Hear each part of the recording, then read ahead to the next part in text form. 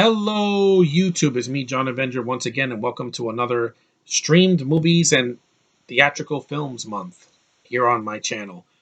This one I streamed on Bflix, so yeah, I finally got to see a horror movie. It is Shark Week, after all, because it's the middle of the summer, and I wanted to review a shark movie. So here we go. I already did all the Jaws movies. I did all the Sharknado movies. I haven't done Santa Jaws yet, but I'll do that probably in the winter. This is a 2020 movie from last year. Yeah, there were the few films that came out last year. It's a direct-to-video film. It wasn't in theaters because COVID. All the theaters were closed for a while, and that is the third installment in this franchise. Yeah, this is a franchise. For some reason, it's a franchise. They couldn't stop at one. They had to do three, but this one's decent. I like this one. This is Deep Blue Sea 3. I saw the first one a long time ago in college, and I really enjoyed it. And it's a B movie with a big budget, and from 1999, and it couldn't top Jaws. People knew that. That's why they use CG for the sharks, which is kind of dated now, but by today's standards. But it's still a very fun R-rated movie. This one, while not better than the first one, it's still better than a lot of the freaking horror movies we got last year or earlier this year. It's a 2020 science fiction natural horror movie, starring the awesomely gorgeous Tanya Raymond. Take a look at this. Wait, there's no picture of her here. She's a very attractive actress, and really, I like her. I know some people are not a fan of this actress because they saw Texas Chainsaw 3D, but again, that wasn't her fault, guys. Look at this face. This is her.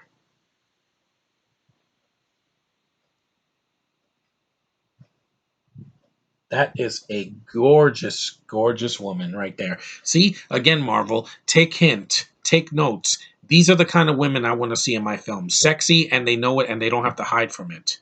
Also, that aren't British. So, just to let you know on that. But anyway, this film has a couple of foreigners in it, but I never heard of them, so they didn't hurt me. The film is basically simple. She plays a scientist that's studying the sharks in the water, and then these guys show up and they want to take the sharks for to make money off of them. Let me read the synopsis. Dr. Emma Collins, that's Tanya Raymond, and her team are on a little happy island studying the effect of climate change, like now, on great white sharks who come to the nearby nursery every year to give birth. Their peaceful lifestyle is disrupted when a scientific team shows up looking for three bull sharks. It says the final installment of this franchise, it ends on a high note. Unlike Game of Thrones that 2 years ago and the last Star Wars movie, yeah, this ends on a high note. It came out on July the 28th of last year, and it's pretty decent for what it was. It got low ratings on IMDb. Don't listen to it. This is not a terrible sequel. It ends things on a high note. Megan Navarro of Bloody Disgusting expressed that while the film cannot be considered good by conventional standards, it was nonetheless enjoyable. It is enjoyable. A 71% on Rotten Tomatoes. That is not as bad as some of the other shark movies that have recently come out, like Shark Night 3D or uh, Jaws 4, which came out a long time ago, or any other shark movies. I mean, yeah, the cast was fine and they were serviceable. There were some people that weren't good in it, but they weren't. I like the Asian girl, the Japanese girl. I thought she was cute. The film's only 90 minutes, 92 minutes. I clocked it. It's very short.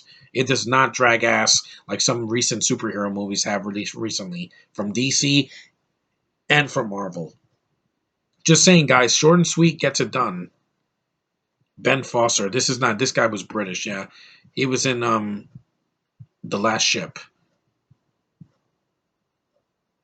But again, I don't know who he was. I think it was that guy that gets eaten at the end. Well, yeah, people die in this movie, guys. It's a shark movie from 2020. Of course, people die. Not Tanya, of course, because she's a smart scientist, very sexy. They put her in a lot of bikinis and a nice one piece at the end that's white and super hot. There's a lot of close-ups on her ass. I know, Josh. I know. Oh, it's over-sexualized.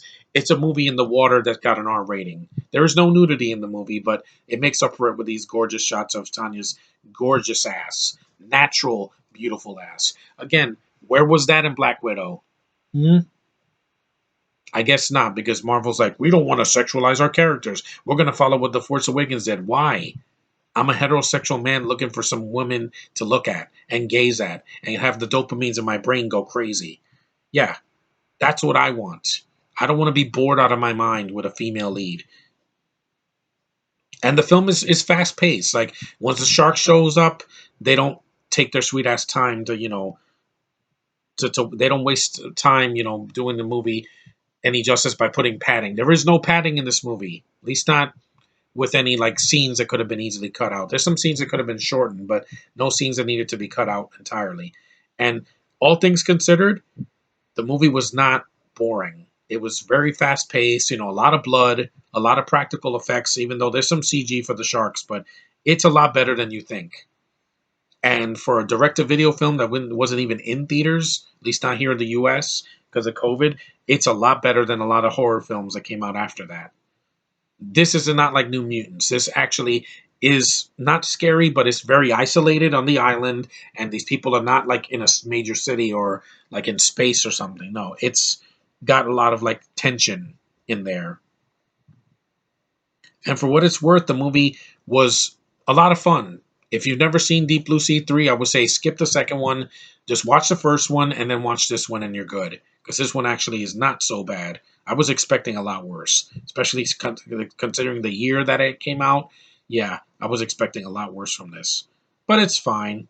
It's harmless. It's not going to hurt you. And it's a movie worth your time. See it, at least for Tanya, because she's a really good lead and decent effects, good gore, a fast paced story, and it's not a bore fest. And it's not high art, but it's fun. It's entertaining. That's what I wanted, and that's what I got for over 90 minutes. So thanks for watching, guys. I'll keep it short. Like I said, some of the actors are unknowns that I don't care about, but Tanya got me through it. And so did the effects and the rest of the movie. That's more than I could say for some other films I've recently seen on Netflix and whatever. So thanks for watching, guys. Take care, and I'll see you in the next one.